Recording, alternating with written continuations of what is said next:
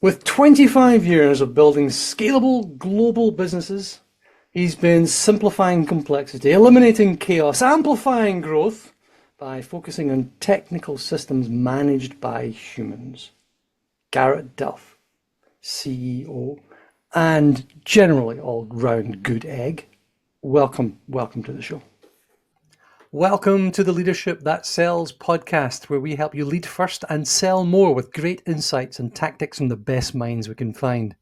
Every leader is in sales, whether you're selling products, ideas, a mission or a vision, and great sales team in particular need great sales leaders.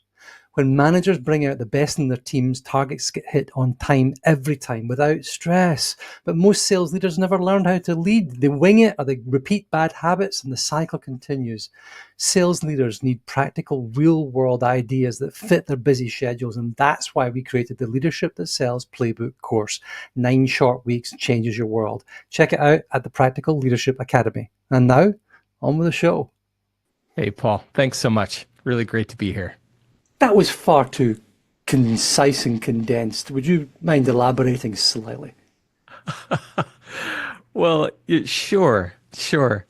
At the end of the day, I'm in this season of life now with my current business, Clarity Ops, because I have ultimately determined, in my humble opinion, that the differentiator in business, that the catalyst for success, the key to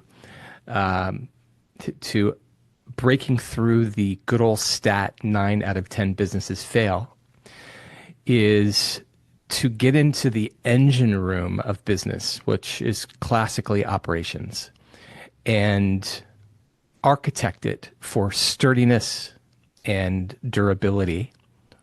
It's even a foundational principle, so that people, because in business it's all about people, are clear about what to do and how to do it and where to go.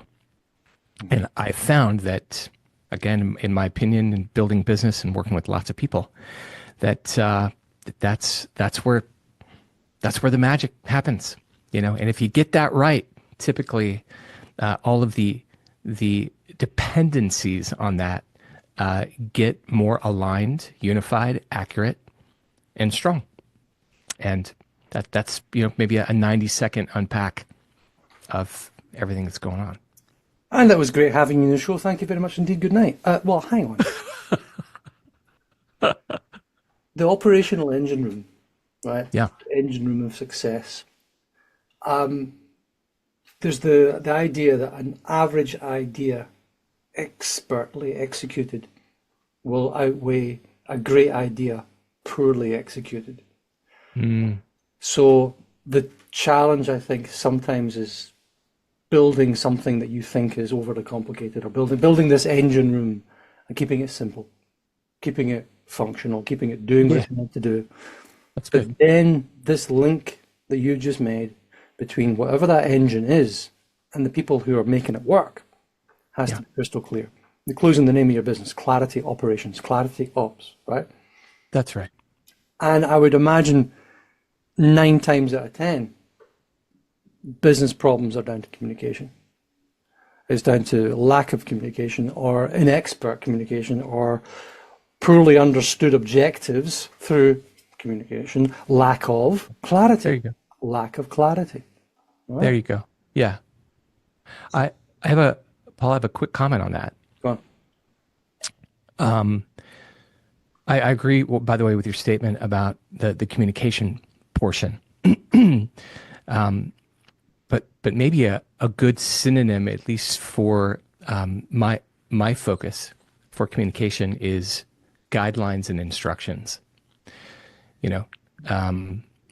I really believe that for the success businesses want, there's been a tremendous amount of energy and focus on leadership, rightly so, because leadership is a critical path, but a almost ignored or heavily de-emphasized focus on systems. And so when I'm going to tie this to communication, I think that great leadership needs great system, and great system needs great leadership. They are one. And so if you have great communication from leaders to the people they lead and the businesses they lead, but you have systems that are either non-existent or poorly defined, the best communication in the world has no chance. Because at the end of the day, those leaders still lead their people into a world of chaos, of lack of definition, lack of clarity. And so that suddenly that great communication dissolves and disappears and gets slurped up by this black hole of no ingredients, no instructions. It's a symbiotic relationship, isn't it? It is. Great systems need great leadership, which needs great systems, which needs, that's the thing, right? So the thing I just scribbled down here, you're talking about guidelines and instructions, was what to communicate about what they're supposed to be doing, communicate the rules, the edges of where they should be, what the overall goal is, let people do their jobs, make sure the system, all these are good things. I mean, you're talking about, I'm trying to extend an analogy here, and I should have probably made one up, but ingredients. Maybe there's something about you're trying to bake a cake. I think it's a great analogy, actually. Bake a cake. Very, very simple. You've got the ingredients in front of you. You've got the recipe in front of you, but you're missing some of the ingredients. Ain't gonna work. You got all the ingredients, but you're missing the recipe. You can wing it, but it's probably not gonna work, Yeah. Yeah. And that recipe often includes things like specifics about how you stir, when you stir, how long you bake, how long you allow things to sit, when you mix, when you don't mix, how you mix, what things get mixed together, what things should not get mixed. Right? If you're trying to build a great business around a great cake, you cannot afford variance once you've come up with the perfect recipe. Yeah. Can't. Otherwise, you lose quality, you lose speed, and then you lose control. Absolutely. If this clarity of purpose, clarity of execution, of guidelines, of instructions is what's needed from good leaders, my question, my challenge, I think, is that sometimes, most of the time, when I'm advising or working with people, I'm being asked to deliver that clarity. Where do I get it from? Where do I start? As a Paul, so I understand the question. You get asked as a hired consultant to bring the clarity for them. Is that the question?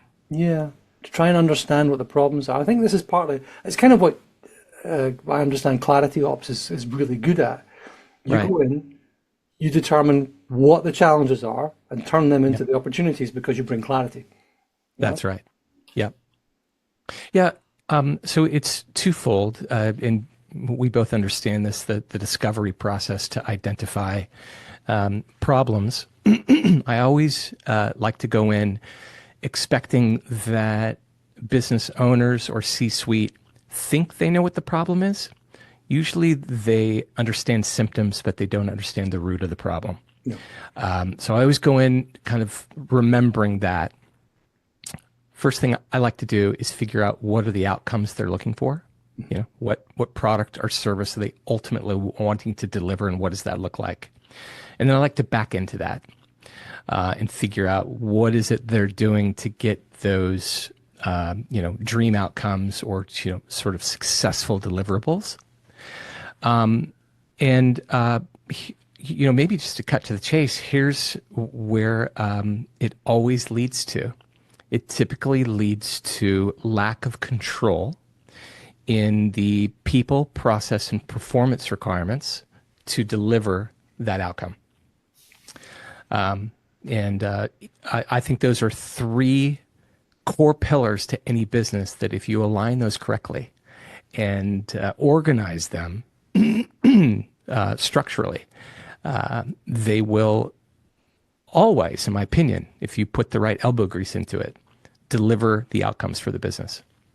The root of all of that, in my humble opinion, is living in the DNA of the job description.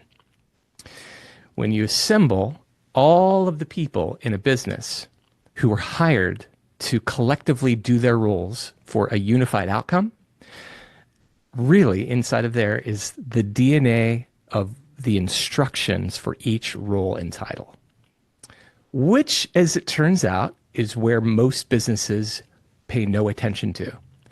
They hire for title, but they don't define what those people should do and how those key focus areas collectively unify and align to the outcome of the business.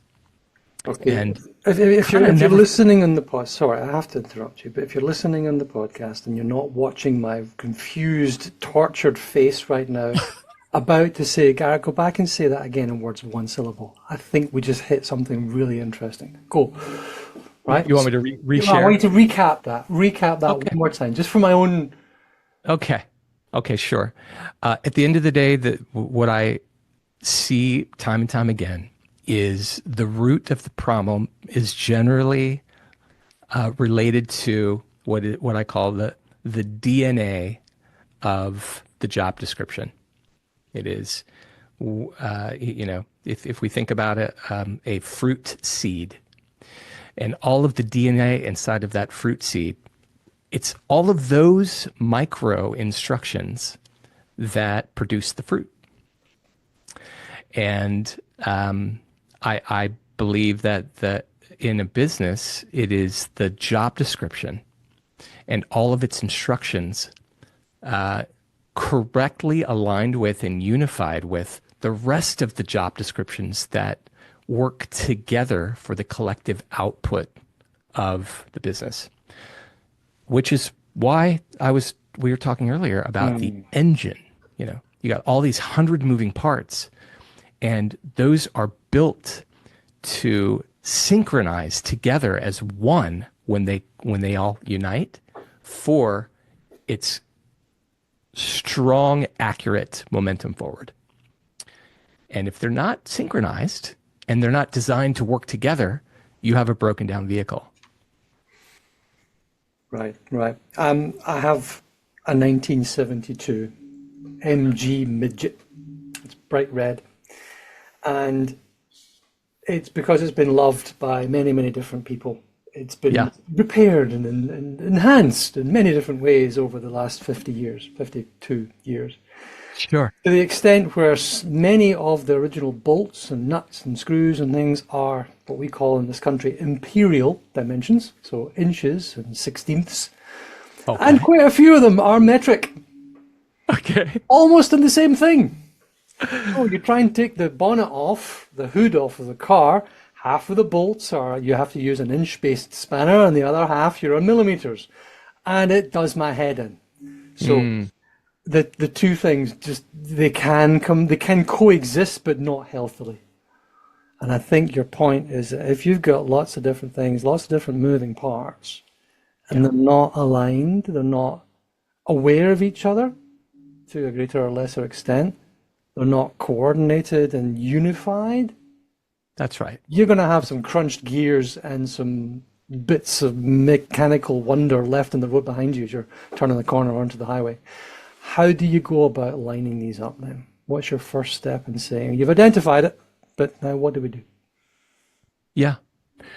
Well, it's one thing I mentioned earlier is the business needs to really be clear about what it's trying to deliver, I think. Typically, at least on my side, when I get involved, businesses already have established product market fit. So they understand their market, they understand the personas they're serving, and have a general sense of the thing that they're producing, right? Along the way, stuff broke down. And so, but I always like to start there again and make sure everybody is unified. That is what we're trying to produce. That's what we want. And then from there, back in and start understanding, okay, what are the symptoms of what's currently not working? Are you slow to market? you have quality issues. You start looking at customer success, CSAT numbers. Are people complaining? Do you have defects? Do you have variance in your deliverables? These sorts of things typically will lead us and guide us to where things are. You have gaps, things that are missing. A lot of times, early on, businesses get to where they're at without having classic benchmarks, to control speed and quality for all of the different executables. That takes some time to fix, but once you fix it, it's pretty amazing what happens. The amount of control that you get for whatever it is, your service or product that you're delivering. Another thing that I usually is kind of a no-brainer go-to is looking at the org chart and understanding what we know as decisions rights. Who is making what decisions, who reports to who owns what. And typically, especially for businesses that have had some growth, that is horribly imbalanced and missing and needs a right sizing and load balancing mechanism to get realigned for people in the org, vertically and horizontally. That is a really, really healthy exercise, I've found. Like I just finished an engagement about an hour and a half north of here for a construction business. They're doing $65 million a year and bleeding $2 million a quarter, and they couldn't figure out why. And within a week, I was able to demonstrate to them how their leadership was horribly upside down. They had they have regions, right, within the state. And those regions essentially should be operating exactly the same because they pretty much have the same work going to them. But you had one leader with the same type of job, had 22 people reporting to him directly. In the other region, he had 7. Same work, same demands, but the business, the board, and the CEO were only paying attention to finances, not paying attention to operations. Very classic. And so the CFO gets really confused about why the numbers aren't moving because they try to solve operational problems with finance levers. And this, right? And Wrong so tools for the job. Yeah, totally. And I get it. I get it. Because operations is tricky. The engine room is tricky. But anyways, your question was like, how do you solve this stuff? And some of these things, I just shared are typically reoccurring time and time again. That this is where they live. So you've got misaligned roles. You've got upside down org charts. You've got 14 people report. I've seen that. I sat in once, and so one guy had 22 people reporting to him. He's thinking, do you have one-to-ones? Why? Oh, okay, let's start there. But I couldn't possibly have that because it would take me 45 all year per person to do a one-to-one, which means I've got no time left. And I've got too many people reporting to me, don't I? Yes. What are we going to do about that? I could promote this person. Good stuff. Okay, let's start there. Yeah, these are great conversations to have. They're great conversations to have. I agree. Focusing on technical systems. Now, is that technical as in moving parts or technology, but managed by humans rather than what I'm trying to get to? What's the question I'm trying to ask here? I'm trying to work out what's the place of the human in the technology-focused, navel-gazing worlds that we have. And if you're in the operational engine room, there's such a deep tech stack in most companies. Yeah. It's when you're moving from 4 or 5 different systems to get one thing done. Yeah. I don't know. What's the role of the human in trying to simplify? My go-to is problem solving is rarely done by adding things. You rarely, if ever, make things work better by adding something. Normally work better by subtraction, by taking things away, especially in a scaled or scaling company that has grown rapidly over time. So you see some organization, I'm sure you've had it. How do you amplify the role of the human? I agree with you, by the way, about subtraction, because typically when businesses get in trouble, it's because they're bloated. So I just wanted to comment on that. I agree 100%. The tech stack thing is fascinating. And increasingly, by the way, we both realize that tech and people are one. You know, We're cyborgs. If you don't think so, yeah. look in your pocket at your phone. Yeah. Well, I hate to, no, I don't hate it, but I'm going to repeat myself. The business needs to understand what it's trying to do. Like you really need You can't to repeat that understand. enough. You can't repeat that Yeah. many times. I appreciate that, and I agree.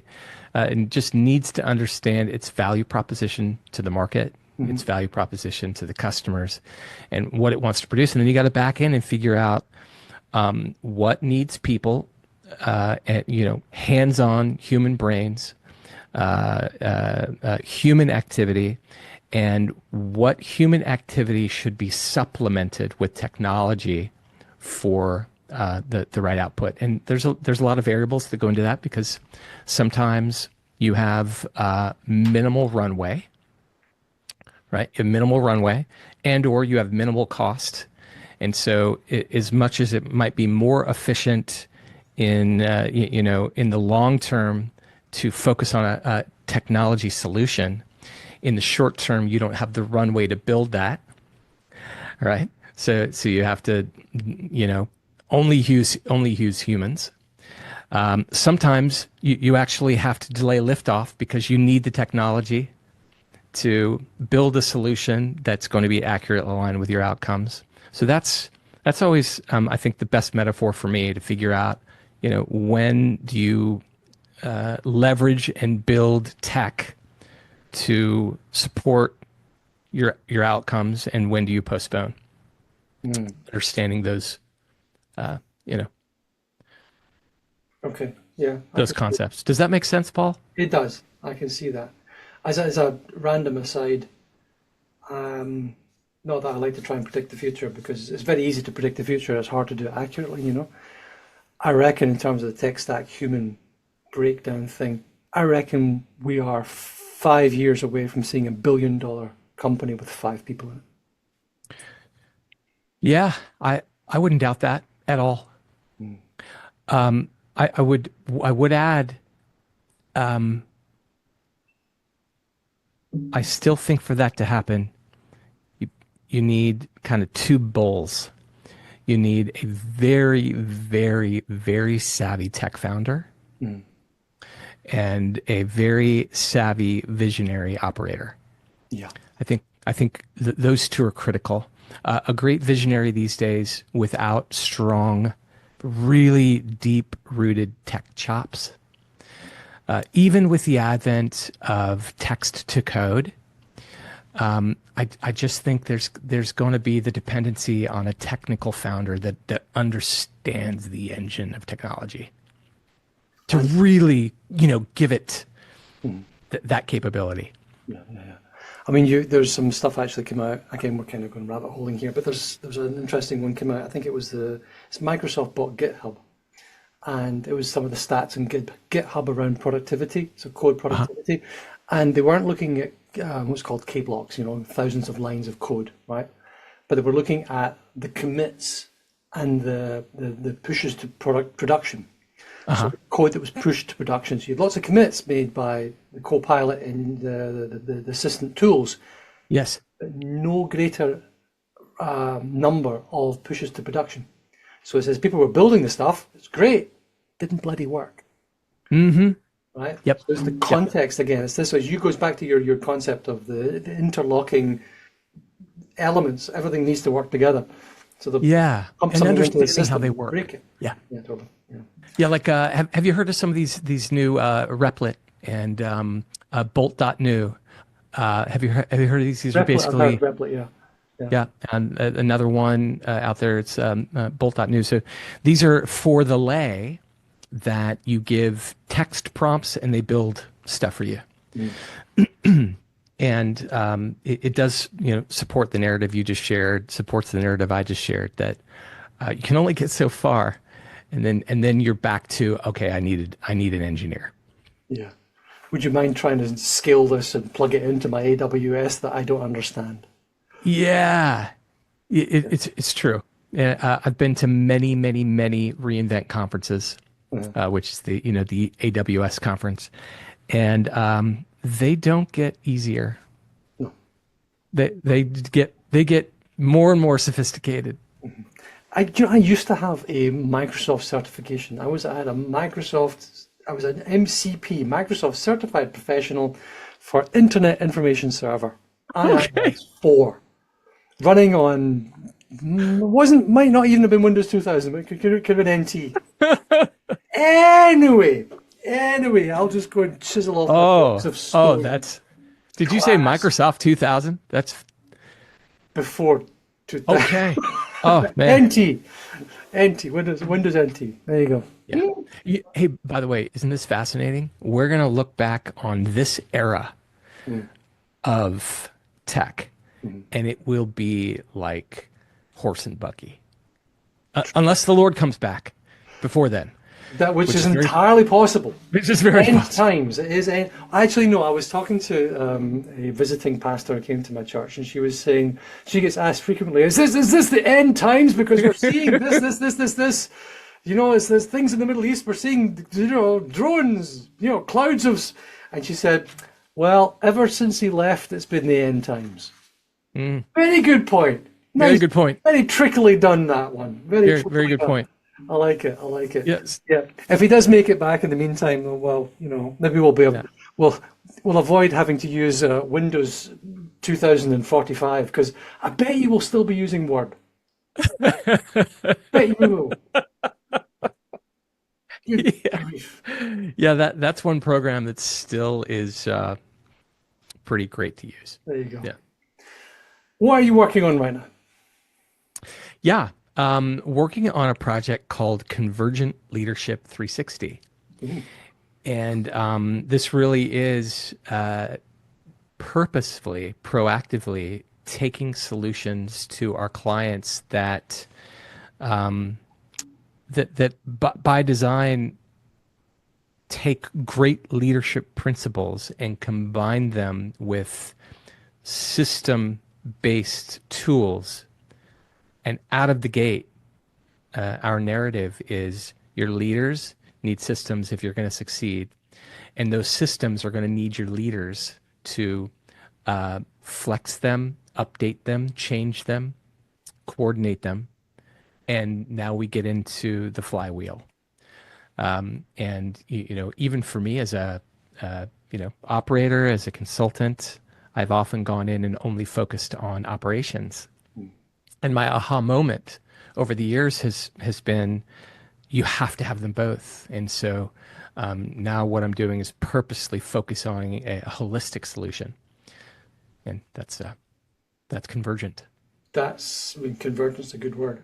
It's talking back to the symbiosis of great systems needing great leaders, needing great systems. And you kind of provide the whole thing together. That's very interesting. We'll look forward to seeing where that comes. And where can we find you? I found your Medium already. If you like Medium, go check out Garrett's Medium. It's excellent. The links will all be in the descriptions of this this cast. Where can we find you when we need you, Garrett? Yeah, thank you, Paul. Well, I'm on LinkedIn, so my handle is my first name, last name, Garrett Delph. And then, of course, online, ClarityOps.co. If you go to .com, you'll go somewhere else. I think that domain was like $50,000. Don't do that. I figured I'll wait on that one. I keep getting somebody coming to me and saying, "Would you like paulmorton.com?" And I said, "Well, that could be quite nice. How much?" $26,000. Not that much. Not that much. If you Google Paul Morton, you find Bishop Paul Morton, Oh, some wonderful gospel pastor with a fabulous singing voice. He's all over YouTube. Anyway, last question for you as we wrap up then. If you had one message you could share with the world, 10,000 billboards, and you could write one thing on all over the world, everyone would see it, what would it be? yeah. I'll have to preface there's a nice little list, but if I could only choose one, it it would say God is good. Yeah. God is good. And I think that simple statement, because like I said, my tendency is to drop a big long sentence or two or three, but I think that one most would remember and would get them thinking about the goodness of God. I can't go anywhere from that other than to say, Garrett Delph, thank you very much indeed for joining me. Thank you, Paul. It's been a real treat. I appreciate you having me on.